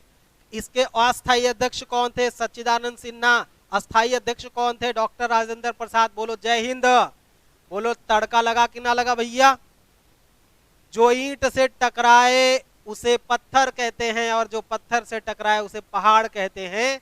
जो पहाड़ से टकराए उसे तूफान कहते हैं, और जो तूफानों से टकराए उसे नौजवान कहते हैं। जियो रे मेरे नौजवानों, जिया रे मेरे लाल, जिया रे मेरे शेर, कर दो ढेर। जिया रे मेरे शेर, कर दो पूरा का पूरा ढेर। आ जाओ। हौसला, जब भी तुम्हारा हौसला आसमान तक जाएगा, जब भी तुम्हारा हौसला आसमान तक जाएगा, याद रखना कोई ना कोई पंख काटने जरूर आएगा। याद रखना कोई ना कोई पंख काटने जरूर आएगा। तो अपने हौसलों की इतना जबरदस्त बुलंदी पे पहुंचा दो कि कोई कितना भी पतंग की डोर से काटना शुरू कर दे, लेकिन आपके हौसलों की डोर, आपके हौसलों की पतंग को कोई काट ना पाए। आ जाओ मेरे शेर शेरनियों, आ जाओ मेरे शेर शेरनियों फिर से। जब भी तुम्हारा हौसला आसमान तक जाएगा, जब भी तुम्हारा हौसला आसमान तक जाएगा, याद रखना कोई ना कोई तुम्हारा पंख काटने जरूर आएगा। लेकिन हमने कहा कि हमारे पंख, हमारे हौसले इतने बुलंद हैं कि हमारे विरोधियों के, हमारे आलस्य के भी जीत में ना आएगा। अरे भैया आगे बढ़ो, आगे बढ़ लो मेरे लाल लाली शेर शेरनियों, आगे बढ़ लो। ये आ जाओ अगला प्रश्न। अगला प्रश्न क्या है? अगला प्रश्न ले लो बच्चा, अगला प्रश्न ले लो, अगला प्रश्न ले लो मेरे शेर शेरनियों, अगला प्रश्न ले लो मेरे लाल लालियों, अगला प्रश्न ले लो मेरे शेर शेरनियों, मेरे लाल लालियों, मेरे बच्चा बच्चियों। एकल नागरिकता का प्रावधान भारत में कहां से लिया गया है? एकल नागरिकता का प्रावधान कहां से लिया गया? जल्दी से कमेंटवा करके बता दो हमार मुन्ना, जल्दी से कमेंट करके बता दो हमार शेर, जल्दी से कमेंट करके बता दो मेरे मुन्ना, मेरे शेर, मेरे लाल लाली। ब्रिटेन का प्रतिभा पटेल का गजबे का उत्तर आ गया एकदम भैया, गजबे का उत्तर है ब्रिटेन। बहुत जबरदस्त उत्तर है, ब्रिटेन से लिया गया है। ब्रिटेन से और क्या क्या लिया गया है? तो ब्रिटेन से लिया गया है विधि अथवा कानून का शासन, ब्रिटेन से लिया गया है संसदीय प्रक्रिया, ब्रिटेन से क्या लिया गया मेरे मुन्ना मुन्नी? ब्रिटेन से क्या लिया गया है? संसदीय प्रक्रिया। ब्रिटेन से लिया गया है विधि का शासन या कानून का शासन या रूल ऑफ लॉ। क्या बोला गया है? रूल ऑफ लॉ लिया गया है। ब्रिटेन विधि का शासन और संसदीय प्रक्रिया, साथ ही साथ एकल नागरिकता का प्रावधान। अब एकल नागरिकता क्या होता है मेरे मुन्ना मुन्नी? एकल नागरिकता का मतलब होता है कि ये समझ लीजिए कि एक व्यक्ति है जिनका नाम है शोएब मलिक, और ये एक महिला है, ये एक महिला है जिनका नाम क्या है? एक महिला है जिनका नाम क्या है? अरे वही बैडमिंटन वाली, वही भैया बैडमिंटन वाली, ये देखो बैडमिंटन वाली अपनी, ठीक है, जो चिड़िया खेलती हैं बैडमिंटन वाली। अरे टेबल टेनिस खेलती हैं यार, ऐसे चिड़िया बना रहा हूं केवल। ये है सानिया मिर्जा। ये कौन है? सानिया मिर्जा। अब नथिया वाली सनिया दुल्हा खुजनी पाकिस्तानी। सुनो, ये पाकिस्तान का एक लड़का है, और ये हो गई भारत की एक महिला खूबसूरत टेनिस टेबल की खिलाड़ी, टेबल टेनिस की खिलाड़ी हो गई सानिया मिर्जा। अब सानिया मिर्जा ने विवाह कर लिया किसके साथ? शोएब के साथ विवाह कर लिया, और ये चली गई पाकिस्तान। लेकिन जब तक ये पाकिस्तान की नागरिकता को स्वीकार नहीं करेगी, जब तक वहां की नेशनैलिटी को, नागरिकता को स्वीकार नहीं करेगी, तब तक ये भारत का ही नागरिक बनी रहेगी। लेकिन जैसे ही वो भारत की जैसे ही इसने पाकिस्तान की नागरिकता स्वीकार कर लेगी, तो भारत से वह स्वतः नागरिकता को खो देगी। ये होता है एकल नागरिकता। कैसे कैसे समझ पाएंगे इस बात को? अरे मान लो ना भैया, मान लो कैसे एकल नागरिकता? आपके दिल में कोई एक ही तो बस सकता है। आपके दिल के अंतरतम, उस आपके दिल के मेरियाना ट्रेंच में, आपके दिल के मेरियाना ट्रेंच में, आपके हृदय के अंतिम गहराई में कोई एक बैठ सकता है।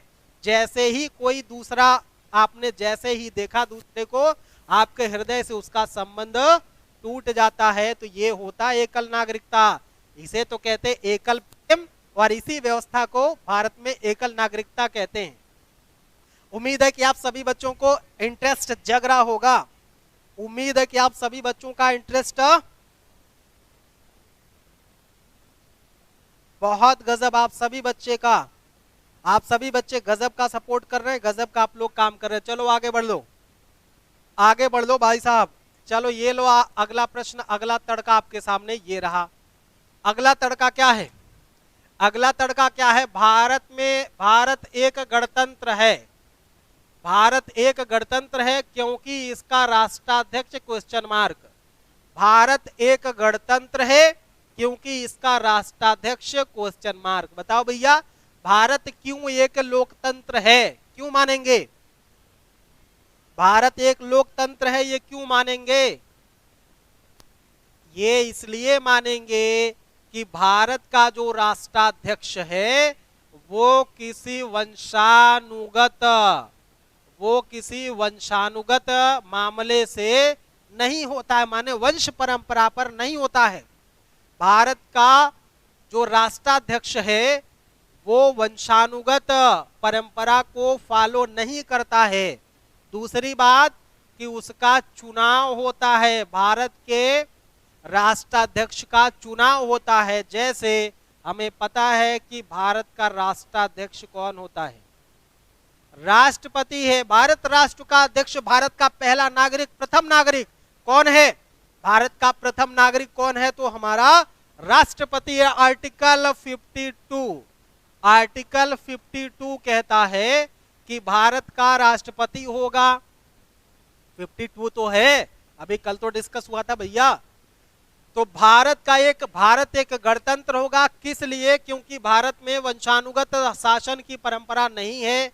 भारत में राष्ट्राध्यक्ष का चुनाव होता है। जैसे राष्ट्रपति हमारे राष्ट्र का पहला नागरिक है, राष्ट्रपति हमारे देश का पहला नागरिक है। आ जाओ दूसरा तड़का लगाते हैं भैया, आओ दूसरा तड़का ये रहा आपके सामने। जीके एंड करंट अफेयर्स का तड़का, गजब का तड़का। देखते हैं क्या तड़का लगता है।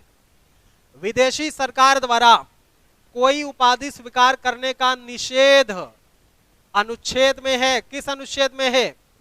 विदेशी सरकार द्वारा कोई उपाधि स्वीकार करने का निषेध किस अनुच्छेद में है? प्यारे विद्यार्थियों, जल्दी जल्दी अपने मस्तिष्क के ढक्कन को खोलो और इसका उत्तर बोलो। जल्दी जल्दी अपने मस्तिष्क का ढक्कन खोलो और इसका उत्तर बोलो। विदेशी सरकार द्वारा कोई उपाधि स्वीकार करने का निषेध किस अनुच्छेद में है?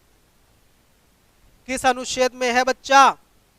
उत्तर आ गया सचिन कुमार का, सोनिया का, आकांक्षा श्रीवास्तव का 18 में है। अरे मेरे प्यारे विद्यार्थियों, मेरे प्यारे मुन्ना मुन्नियों, किसमें है? मेरे प्यारे विद्यार्थियों, अनुच्छेद 18(2) में है। अनुच्छेद 18(2) में है। अगर यहीं पर ऑप्शन आपको दे दिया जाता 18, 18(1), 18(2), 18(3), 18(4), तब आप फंस जाते। 18 में तो उपाधियों का अंत दिया गया है। 18 में उपाधियों का अंत है। 18 में क्या भैया? उपाधियों का अंत है। किसी भी प्रकार की कोई उपाधि धारण नहीं करेगा। पहली कंडीशन में क्या? दूसरी कंडीशन में क्या? राष्ट्रपति की पूर्व अनुमति से सेना के लोग उपाधि धारण कर सकते हैं। विदेश से कोई व्यक्ति लेकिन राष्ट्रपति की पूर्व अनुमति से ही धारण कर सकता है। शिक्षा से संबंधित, स्वास्थ्य से संबंधित, जैसे डॉक्टरेट हो गया, तमाम चीजें। आ जाओ अगला प्रश्न, अगला तड़का ये रहा। कौन सा यंत्र यांत्रिक ऊर्जा को विद्युत ऊर्जा में बदलता है? कौन सा यंत्र यांत्रिक ऊर्जा को विद्युत ऊर्जा में बदलता है? चला मेरा मुन्ना मुन्नियों, रुकिए, क्लास को शेयर करिए। कुशल दुबे,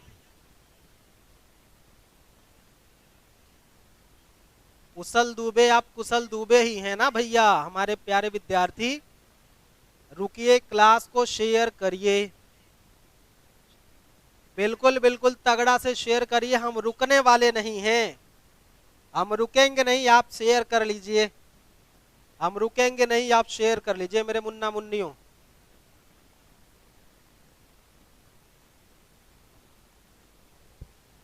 आ जाओ लल्ला, आ जाओ मुन्ना, आ जाओ। उत्तर क्या चुना आप लोगों ने? उत्तर कुछ दिया कि नहीं दिया?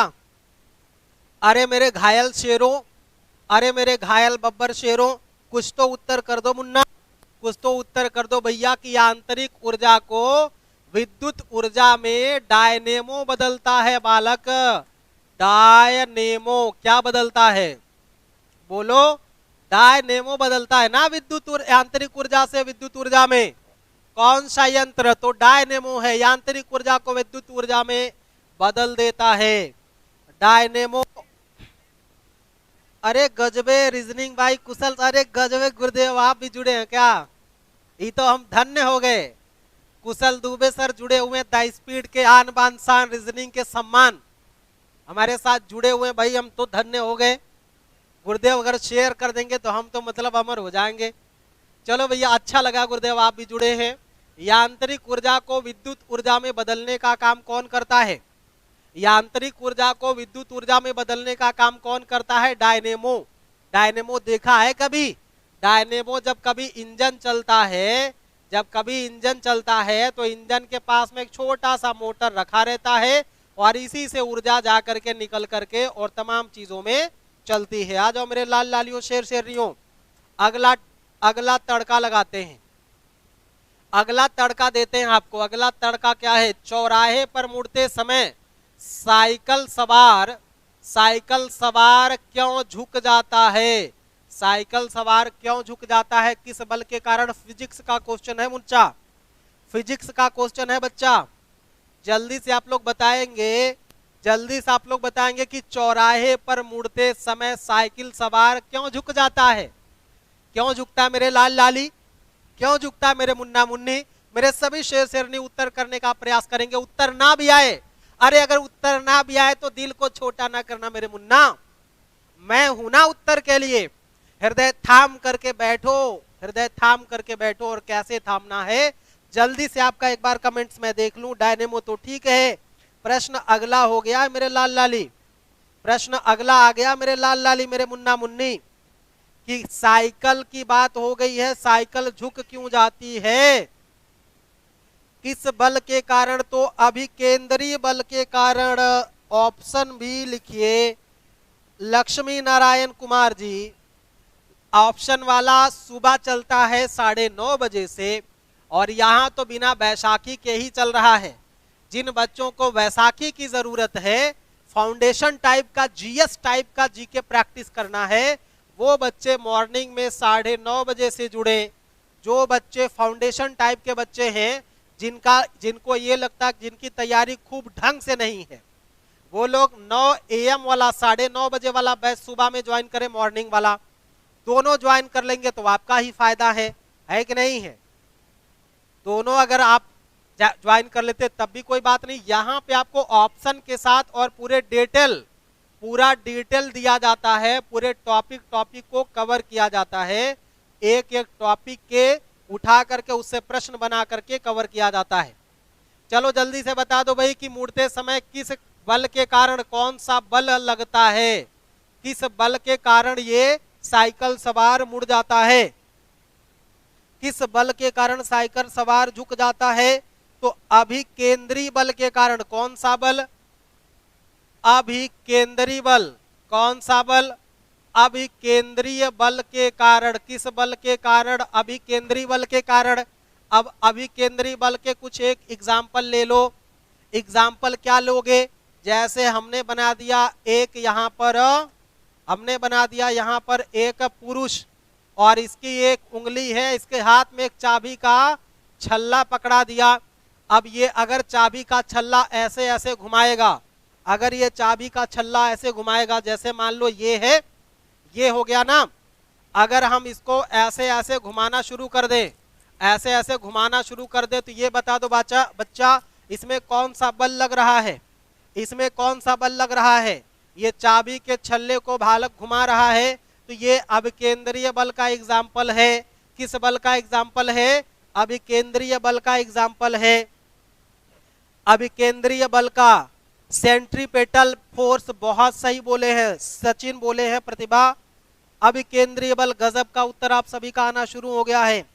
तो एक बात तो ये हो गया कि जब हम चाबी के छल्ले को, जब हम किसी भी छल्ले को घुमाते हैं, जब हम किसी भी छल्ले को घुमाते हैं तो वो किस बल का एग्जाम्पल हो जाएगा? अभिकेंद्रीय बल का एग्जाम्पल हो जाएगा। अगला अगला देखो, सूर्य के चारों ओर पृथ्वी का चक्कर लगाना।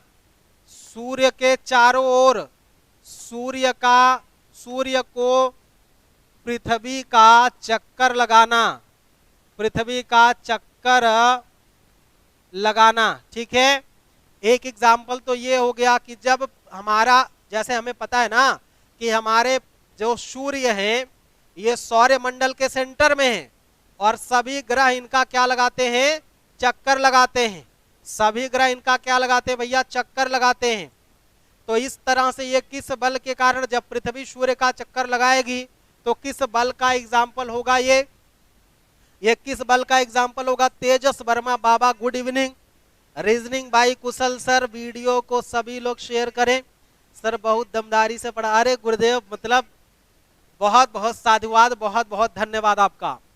अब केंद्रीय बल का एग्जाम्पल हो गया मेरे लाल लाली।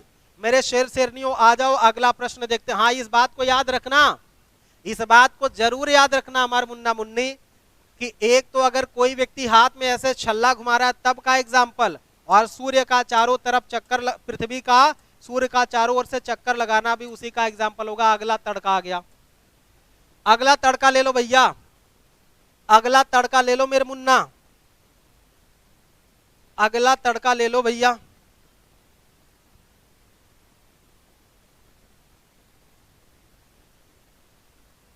अगला तड़का लगा देते हैं, आ जाओ भैया, अगला तड़का लगाते हैं। सोना को कैसे हम लोग इशारे में कैसे समझते हैं? माने इसका अगर संकेत हम लोग समझें कि संकेत कैसे, सिंबल ए यू से दर्शाते हैं, क्या ए यू से दर्शाते हैं सोना को। अब बताएंगे कि सोना का अयस्क क्या होगा, सोना का अयस्क क्या है? ओ मोरे सोना, वो मोरे मुन्ना, सोना का अयस्क क्या है भैया? सोना रे सोना रे सोना, सोना का क्या अयस्क होगा? सोने का अयस्क क्या होगा मेरे मुन्ना मुन्नी, लाल लाली, शेर शेरनियों?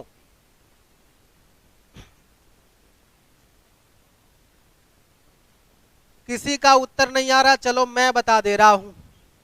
काल्वेराइट और सिल्वेनाइट, काल्वेराइट, काल्वेराइट और सिल्वेराइट, सिल्वेनाइट, काल्वेराइट और सिल्वेनाइट, ये दो अयस्क हैं किसके? गोल्डन, गोल्ड के, सोना के। काल्वेराइट और सिल्वेनाइट, सोना का अयस्क क्या होगा मेरे लाल लाली? तो काल्वेराइट और सिल्वेनाइट सोना के अयस्क है। कई बार बार पूछा गया, अफर का पूछा गया है, एल्युमिनियम का पूछा गया है, तांबे का पूछा गया है, और सोना चांदी सबका पूछा जाता है। तो आज केवल ये को याद रखना मेरे मुन्ना मुन्नी, किसको? सोना को। बताओ मेरे सोने के चिड़िया, बताओ मेरे सोने के चिड़ियों। अगला प्रश्न, अगला तड़का ये रहा आपके सामने।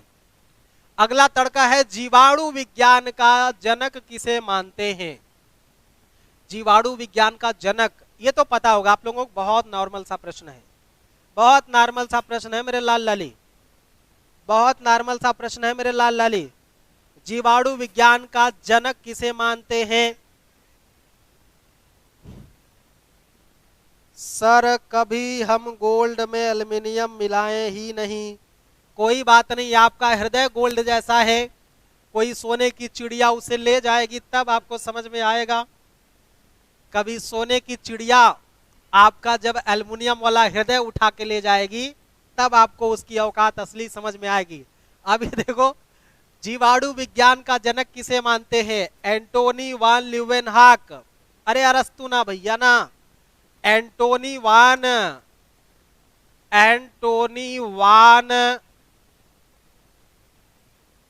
ल्यूवेनहॉक, एंटोनी वान ल्यूवेनहॉक को जीवाणु विज्ञान का जनक मानते हैं।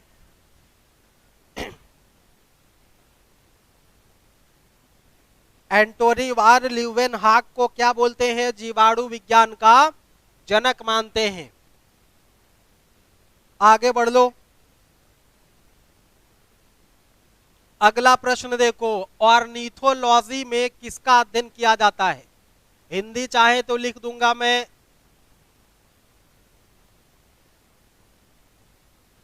ऑर्निथोलॉजी,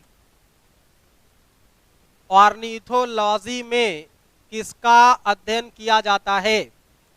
ऑर्निथोलॉजी में सोनू यादव गुड इवनिंग, आदर्श पांडे वेनलॉक गजब का उत्तर है आदर्श पांडे का। आदर्श पांडे ठीक है, जुड़ चुके हैं ठीक ठाक बच्चे मेरे पास। ये पक्षी विज्ञान गजब का, सोनिया का उत्तर आ गया पक्षी विज्ञान, तो सही है, पक्षी विज्ञान से संबंधित है, माने इसमें पक्षियों का अध्ययन किया जाता है, इसमें पक्षियों का अध्ययन किया जाता है, पक्षियों का अध्ययन किया जाता है। किसका अध्ययन करते भैया? पक्षियों का अध्ययन, माने पक्षी विज्ञान से जुड़ा हुआ है ऑर्निथोलॉजी, पक्षियों से जुड़ा हुआ है ऑर्निथोलॉजी। अगला प्रश्न आपके सामने। चलो बच्चा बच्ची अगला प्रश्न लेते हैं। ये रहा अगला प्रश्न, ये रहा आपके सामने अगला प्रश्न, जिसे हम कह रहे हैं करंट अफेयर्स का तड़का और जीके का तड़का। ये तो जीके का तड़का लग रहा है ना, जीके का तड़का। ऑर्निथोलॉजी हो गया। अगला प्रश्न, जंतु तथा पादप के बीच की कड़ी किसे माना जाता है? जंतु और पादप के बीच की कड़ी। बहुत गजब का, मैं मतलब बहुत गजब का प्रश्न है, बहुत गजब का। जो भी बच्चा थोड़ा सा सिंसियर होगा, आकांक्षा बताओ, आकांक्षा बता दो। आकांक्षा तुम्हारे लिए तो एकदम सही उत्तर होगा, तुम्हारे लिए तो बहुत ही सरल क्वेश्चन होगा।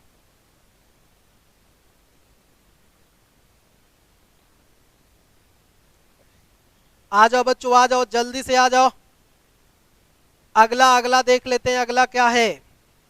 युगलीना को बहुत गजब उम्मीदों पर खरा उतरी बच्चियां, बच्ची हमारी उम्मीदों पर खड़ा उतरी हैं आकांक्षा, और ये रही हमारी आकांक्षा। चूंकि ये विजेता है इसलिए इनका चित्र हम यहाँ पे बनाते हैं। युगलीना उत्तर दिया इन्होंने, युगलीना बहुत ही गजब का उत्तर है, युगलीना है। युगलीना को हम लोग जंतु और पादप के बीच की कड़ी मानते हैं, ठीक है। युगलीना को हम लोग क्या मानते हैं? जंतु और पादप के बीच की कड़ी मानते हैं। और हमको ये भी पता है कि पहली बार किसी भी जीव का जन्म एक कोशिका से होगा, फिर कोशिका विभाजन होता है, तब उसमें वो 2 कोशिकाएं हो जाती है, तब उसमें निषेचन होता है, तब जाकर के बात आगे बढ़ती है। आगे किसी प्रश्न में समझेंगे। जिसको चीजों को और डिटेल से जीएस पढ़ना है, जीएस प्रैक्टिस जिन भी बच्चों को और डिटेल में करना है, वो बच्चे क्या करेंगे? सुबह 9:30 बजे वाला बैच ज्वाइन कर लेंगे, वहां पे और डिटेल से ऑप्शन के साथ चीजें बताई जाती हैं। चलो अगला देख लो। अगला क्या है? अगला क्या है? त्वचा द्वारा शोषण करने वाला जीव है। बहुत छोटा छोटा प्रश्न आ रहा है यार, बताओ ना, बताओ ना। त्वचा के द्वारा छोटा छोटा, त्वचा के द्वारा छोटा छोटा, त्वचा के द्वारा शोषण कौन कर रहा है? त्वचा के द्वारा शोषण कौन कर रहा है भैया? अरे लगा दो आग पानी में, लगा दो आग पानी में यार, बताओ त्वचा के द्वारा शोषण कौन करना है?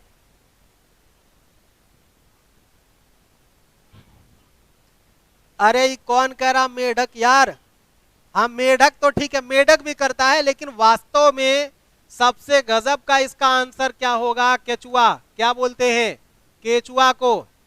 और केचुआ को बोलते हैं किसानों का मित्र, किसानों का मित्र। किसको बोलते हैं? केचुओं को किसानों का मित्र बोलते हैं। और किसानों का मित्र किसको बोलते हैं भैया? और किसानों का मित्र बोलते हैं सांपों को, ठीक है। सांपों को भी किसानों का मित्र बोला जाता है, केचुआ को भी किसानों का मित्र बोला जाता है। बोल दो तड़का लग गया क्या? बोल दो भैया तड़का लग गया क्या? कि त्वचा द्वारा श्वसन, हालांकि मेढक भी करता है त्वचा द्वारा श्वसन, तो मेढक भी करता, जब बारिश के बाद वो जमीन में धंस जाता है तो त्वचा से ही शोषण करता। मेरे लाल लाली, मेरे मुन्ना मुन्नी, एक बार बताओ जरा तो, किसानों का मित्र कौन है? केचुआ। किसानों का मित्र कौन है? सांप। तो त्वचा के द्वारा शोषण करने वाले जीवों का नाम आपने देख लिया। आ जाओ मेरे मुन्ना अगले वाले प्रश्न पर। रॉबर्ट हुक की पुस्तक जिसमें इका है, रॉबर्ट हुक की पुस्तक, रॉबर्ट हुक की पुस्तक जिसमें सेल थियरी दिया गया है, सेल थियरी दिया गया है, जिसमें सेल थियरी, रॉबर्ट हुक की पुस्तक जिसमें, इसको मैं कट कर दे रहा हूं इतना, ये चीज आपको नहीं पढ़ना है, इसमें आपको नीचे लिख लेना है कोशिका सिद्धांत दिया गया है, कोशिका सिद्धांत दिया गया है, ठीक है। सेल थियरी, सेल थियरी दिया गया है, सेल थियरी दिया गया। रॉबर्ट हुक की वह पुस्तक जिसमें, रॉबर्ट हुक की वो पुस्तक जिसमें क्या दिया गया भैया, जिसमें क्या दिया गया है, जिसमें क्या दिया गया, रॉबर्ट हुक की वह पुस्तक जिसमें सेल थियरी दी गई है, ठीक है। रॉबर्ट हुक की वह पुस्तक जिसमें कोशिका सिद्धांत दिया गया, कोशिका सिद्धांत, सेल थियरी दी गई है। शीघ्रता से आंसर करेंगे। आज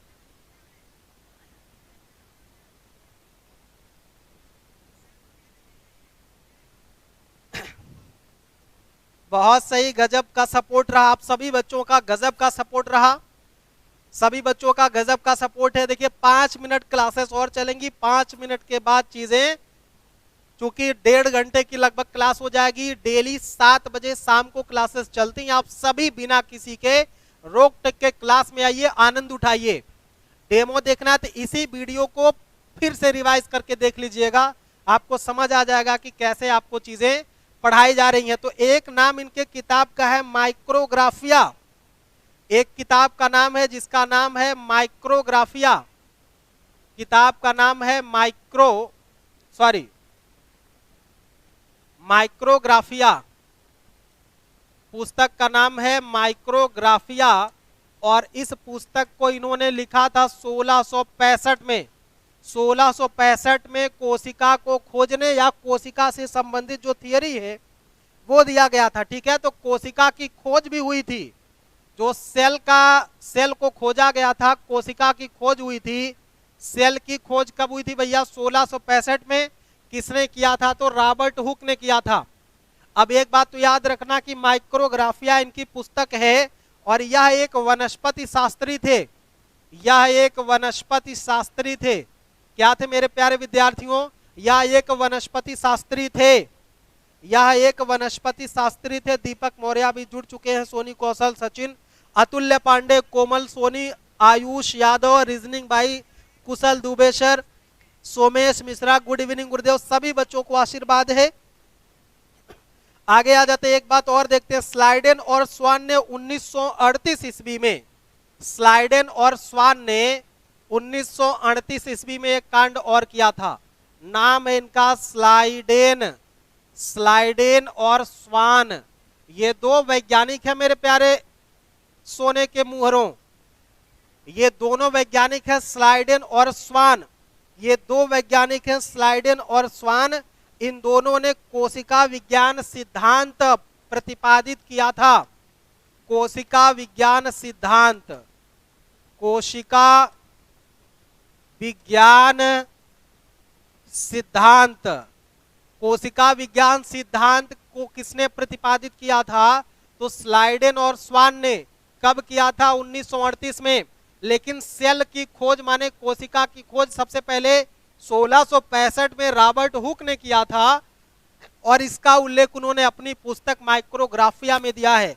बोलो लल्ला, घंटा बजा कि नहीं बजा, बोल दे मेरे सभी लाल लालियों, क्या तड़का लगा कि नहीं लगा, जैसा हमने नाम लिखा है तड़का लगा कि नहीं लगा। उम्मीद है कि तड़का लग गया होगा। अगला क्वेश्चन चलते हैं, अगला क्वेश्चन चलते हैं भैया। अगला क्वेश्चन क्या है, प्रसिद्ध विद्वान राजशेखर किसके दरबार में निवास करते थे, प्रसिद्ध विद्वान राजशेखर किसके दरबार में निवास करते थे। मेरे लाल लाली जल्दी से आंसर करेंगे, मेरे लाल लाली, मेरे मुन्ना मुन्नी जल्दी से आप लोग आंसर करेंगे, मेरे सभी लाल लाली आंसर करेंगे, मेरे सभी मुन्ना मुन्नी आंसर करेंगे, मेरे सभी बच्चा बच्ची आंसर करेंगे, मेरे सभी बच्चा बच्ची आंसर करेंगे कि राजशेखर किसके दरबार में निवास करते थे भैया। जल्दी से आप लोग आंसर करेंगे। कुलदीप पाल जुड़ चुके हैं, आप लोग जुड़े रहिए। लास्ट में आपको अभी सभी बच्चों का नाम मैं एक बार फिर से पढ़ना चाहूंगा। राजशेखर किसके दरबार में रहते थे? तो सबसे पहला बात इसके बारे में एक चीज आप याद रखना, सबसे पहली बात याद रखना कि ये कन्नौज के प्रतिहारों के दरबार में रहते थे। कन्नौज के जो गुर्जर प्रतिहार हैं, कन्नौज के जो गुर्जर प्रतिहार वंश के शासक थे, गुर्जर प्रतिहार शासकों के समय ये थे। अब गुर्जर प्रतिहार शासकों में कौन कौन? गुर्जर प्रतिहार शासकों में दो शासकों के समय ये रहते थे, दो शासकों के समय ये रहते थे। दो ऐसे शासक थे, महेंद्रपाल और महीपाल। कुलदीप कह रहे सर जी आप बहुत अच्छा टीच करते हैं, ये तो आपका बड़प्पन है बालकों, ये तो आपका बड़प्पन है। महेंद्रपाल और महीपाल दो शासकों का नाम, एक का नाम है महेंद्रपाल, एक का नाम है महेंद्रपाल और दूसरे का क्या नाम है बच्चों? दूसरे का नाम है महीपाल। अब अगर आपसे पूछ ले कि राजशेखर किसके दरबार में रहते थे, तो राजशेखर को दोनों लोगों ने संरक्षण दिया था, इन दोनों लोगों ने संरक्षण दिया था। और राजशेखर की कुछ पुस्तकें हैं, राजशेखर की एक बहुत ही गजब की पुस्तक है जिसको आपसे कई एग्जामों में आपसे पूछा गया है कि राजशेखर की पुस्तक का क्या नाम है। तो वो जो पुस्तक बार बार पूछी गई है उसका नाम है काव्य मीमांसा। क्या है मेरे लाल लाली? काव्य मीमांसा। मेरे मुन्ना मुन्नी आंसर कर दो जल्दी से, काव्य मीमांसा आंसर कर दो, काव्य मीमांसा। ठीक हो गई बात, काव्य मीमांसा की बात हो गई मेरे लाल लाली, मेरे मुन्ना मुन्नी। दीपक मौर्य 92/3 क्या लिख दिए भैया? महेंद्रपाल, बहुत सही। 1800 नहीं है, 890 से लेकर के 908 तक का शासन है। अभी तक मेरे साथ जुड़ने वालों में दीपक मौर्य है, सोनी है, आकांक्षा श्रीवास्तव है, अच्युत पांडे, सचिन कुमार, कुलदीप, कोमल सोनी, दीपक मौर्य, प्रतिभा, सोमेश मिश्रा, अच्युत, इन सभी बच्चों का स्वागत है। सभी बच्चों का तहे दिल से आभार है, सभी बच्चों का हृदय से आभार है, सभी बच्चों का हृदय से आभार है। और सभी मेरे प्यारे लाल लालियों, आप लोगों का जुड़ना और आप लोगों का इस तरह से इतने तन्मयता से, इतने अपनेपन से, इतने तन्मयता और इतने अपनेपन से साथ देना बहुत ही गजब का लगा है। तो आज के लिए सभी बच्चों का स्वागत है, धन्यवाद है, तहे दिल से शुक्रिया है। लेकिन उससे पहले एक लाइन, वक्त ने छीना है तो वक्त देगा भी, वक्त ने छीना है तो वक्त देगा भी, बस खुद को हालातों से हारने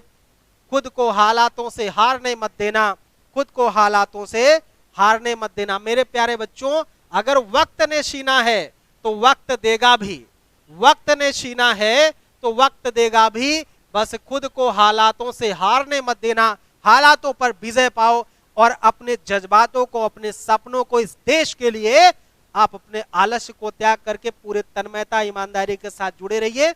आज के लिए सभी बच्चों का थैंक यू, धन्यवाद, जय हिंद। मिलते हैं हम लोग कल के वीडियो में, कल के लेक्चर में 7 बजे आना ना भूलिएगा। जिस बच्चों का बेसिक कमजोर है वो बच्चे सुबह 9:30 बजे से आकर के ट्रायल ले सकते हैं।